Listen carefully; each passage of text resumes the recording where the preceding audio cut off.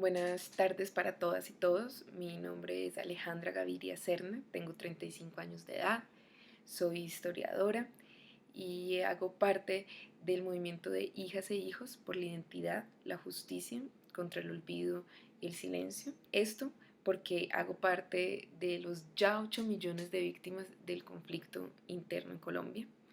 Mi padre y mi madre decidieron como opción de vida ser de izquierda, ser del Partido Comunista y ser líderes de la Unión Patriótica.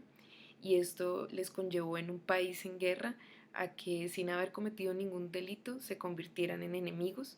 Y es así que mi padre fue detenido, desaparecido, asesinado y antes torturado por lo que se puede considerar un crimen de Estado. Desde ese momento yo tenía 5 años y me tocó salir desplazada de mi lugar, donde nací, donde estaba toda mi familia, y desde ese momento he vivido aquí en Bogotá y por esta historia poco a poco me fui convirtiendo en defensora de derechos humanos y de derechos de las víctimas. Para mí este acuerdo y este punto 5 de las víctimas es trascendental, y es trascendental porque no existe un acuerdo así en la historia de Colombia. En las negociaciones anteriores, y digamos para tener el ejemplo más próximo, en la última negociación que se dio entre el gobierno de Álvaro Uribe y los paramilitares, los grupos paramilitares, las víctimas nunca fuimos consultadas, nunca.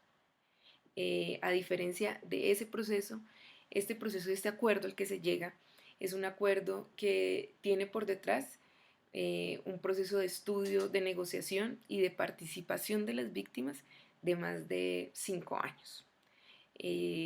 Fue abierto y tuvo unos principios que para mí son fundamentales y que lo hacen trascendental y se los quiero comentar. El primero es el principio de participación activa de las víctimas. Es así que las Naciones Unidas, junto a la Conferencia Episcopal y junto a la Universidad Nacional, realizaron 4 foros nacionales en Colombia, donde asistieron más de 3.000 víctimas, y además organizaron los viajes de unas delegaciones de víctimas, de 60 víctimas en total, a La Habana, para que pudieran ir y contar sus testimonios. Lo que se hizo en estos foros aquí, donde se encontraron más de 3.000 víctimas, es que las víctimas ponían de frente, de pie, alzaban su voz por lo que ellos consideraban sus derechos y cómo se les debían de dar. Es así que en este proceso de los foros se recogieron más de 17.000 propuestas de víctimas y organizaciones, en donde las víctimas decíamos para nosotros qué significaba la justicia, para nosotros qué significaba la verdad, para nosotros qué significaba la reparación y cómo nos imaginábamos un proceso de paz en el que nosotras fuéramos importantes, cosa que nunca antes había sucedido. Y fue allí, en este proceso de reflexión sobre para las víctimas qué significaban sus derechos a la justicia, a la verdad y a la reparación, que empezaron a salir las perspectivas que hoy están en el acuerdo. Muchas de las víctimas hemos estado de acuerdo y hemos dicho que para nosotros justicia no significa que hayan personas que se queden en una cárcel pudriéndose. Eso para nosotros para nada significa que están haciendo justicia ni con nuestros padres, madres o familiares, que en cambio había otras formas que para nosotros eran mucho más viables de justicia. Por ejemplo, en mi caso, lo he reiterado, para mí la mayor justicia no es la cárcel. Para mí la mayor justicia es que este país garantice que no van a volver a haber personas que van a tener que vivir mi historia. Para mí justicia significa que no vuelvan a haber más hijos sin sus padres, sin sus madres, familias sin sus hermanos, por causa del conflicto interno colombiano, por causa de la intolerancia política y de la falta de derechos para los ciudadanos. Eso es justicia.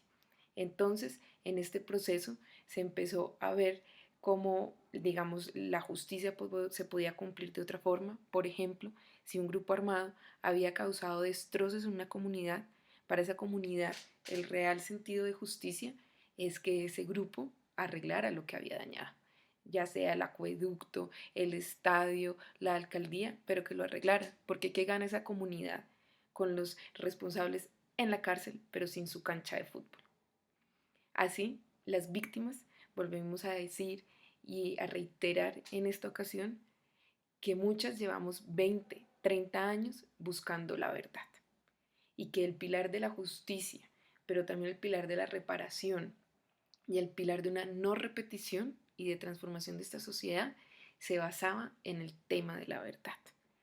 Y el tema de la verdad tiene que ver no solo con que nosotras sepamos qué fue lo que pasó, quiénes hicieron lo que hicieron, sino que la sociedad entera, la sociedad en su conjunto Colombia, pueda comprender cuáles fueron los patrones de violencia, quiénes fueron las personas afectadas, por qué, quiénes se beneficiaron, para que nunca más pueda volver a suceder este tipo de cosas en nuestro país. Entonces, para estos dos pilares se construyó dentro del sistema integral de verdad, justicia, reparación y no repetición, dos mecanismos. Para todo lo que tiene que ver con la justicia mirada desde la perspectiva que les acabo de hablar, pues se creó el mecanismo de la Jurisdicción Especial para la Paz. Y para el tema de poder estudiar, investigar, esclarecer y que la sociedad comprenda lo sucedido en estos 50 años de guerra, pues se creó la Comisión para el Esclarecimiento de la Verdad, la Convivencia y la No Repetición, o lo que conocemos como la Comisión de la Verdad. Les quiero decir que esa comisión es algo que las víctimas llevábamos más de 30 años pidiendo, porque nos dicen ahora que esto va a ser paz sin impunidad. Yo les quiero decir que en Colombia, desde hace 50 años, el porcentaje de impunidad en los casos del conflicto interno es del 98%. Por lo tanto, nosotros que vivimos la impunidad, les decimos que esto es un mecanismo claro para que deje de existir la impunidad. Porque la base de la impunidad es no conocer la verdad. Y por eso se definió que la base para poder salir de ese estado del 98% de impunidad era no la cárcel donde la gente se queda callada como sucedió con los paramilitares, sí, y salen luego de 5 años sin haber contado nada, sino que la base para construir una sociedad es la verdad. Es por eso que se crea esta comisión de la verdad, que es en realidad un hecho histórico para nosotros y es la base, digamos, para todo el sistema. ¿Por qué? Porque para el tema de la justicia, con la jurisdicción especial, se basa en un compromiso de los responsables en el conflicto de contar la verdad. Quienes no cuentan la verdad no participan de este sistema y serán juzgados por la justicia ordinaria. Un tercer sistema que se crea en el punto de víctimas y que también es trascendental es la unidad especial para la búsqueda de personas dadas por desaparecidos. Colombia es uno de los países con mayor número de detenidos desaparecidos en el mundo. Tenemos más detenidos desaparecidos que en países con dictadura como Argentina o Chile. Por lo tanto, esta mesa de búsqueda de personas se vuelve en algo trascendental para las víctimas. Y les quiero decir que esto ya empezó a funcionar y que precisamente hace 8 días las víctimas sacaron un comunicado diciendo que gracias a estos acuerdos, por fin, muchas familias están sabiendo dónde está su ser querido.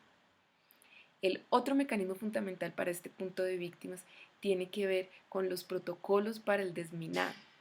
No sé si ustedes saben, pero Colombia es uno de los países con mayor número de minas antipersona. Digamos, desminar el país solo es un trabajo que se puede hacer con la ayuda de las personas que pusieron las minas. Y esto significa con la ayuda de los agentes del Estado y con los agentes de las FARC. Y esto es también un trabajo que ya se ha empezado a hacer y que se ha visto los frutos. Por último, yo les quiero decir, la gente dice que no es posible hacer la paz, que cuáles son los frutos de la paz, cuáles son los beneficios. Yo creo que lo que nos hemos vuelto es indolentes. La paz debería ser un tema que no se negocie, porque decirle sí a la paz o decirle no a la paz es confrontarnos con la capacidad que tenemos de ser seres humanos y de respetar la vida. En ese sentido, les quiero decir que este último año ha sido el año con menos número de muertes por causa del conflicto en 30 años. Eso es una prueba concreta de que la paz sí trae beneficios gigantes. El problema es que si seguimos anestesiados, si seguimos creyendo que la muerte es el camino, pues no vamos a ver nada de increíble en esto. Se los juro, yo lo quería celebrar. Yo el día que supe que teníamos el menor número de muertos en 30 años por causa del conflicto, me quería poner la camisa de mi país. Lo extraño es que en Colombia muy poca gente se alegra de eso. Entonces, los beneficios, no solo para las víctimas, sino para la sociedad de Colombia, colombiana, son evidentes en este camino por la paz. La pregunta es, ¿qué tan sensibles estamos con la vida? ¿Qué tanto queremos defender la vida? ¿Y qué tan cerca estamos de lo que nos hemos acostumbrado a ver que es la muerte? Si a ustedes, igual que a mí, los llena de esperanza un país que por primera vez en 30 años tiene el número más bajo de muertes, que por primera vez en toda la historia del conflicto tiene el menor número de confrontaciones, si eso los llena de esperanza igual que a mí, si eso nos demuestra que sí se puede, entonces hemos escogido un camino que es el de la humanidad, el de respetar la vida, el de comprendernos como colombianos, eso significa como hermanos, y entender que este país no se construye a punta de acabar a todos los distintos. Este país se construye es negociando y llegando a acuerdos con aquellos que pensamos que eran nuestros enemigos. Esa es la única forma, estando todos juntos y respetando la vida de todos. Muchas gracias.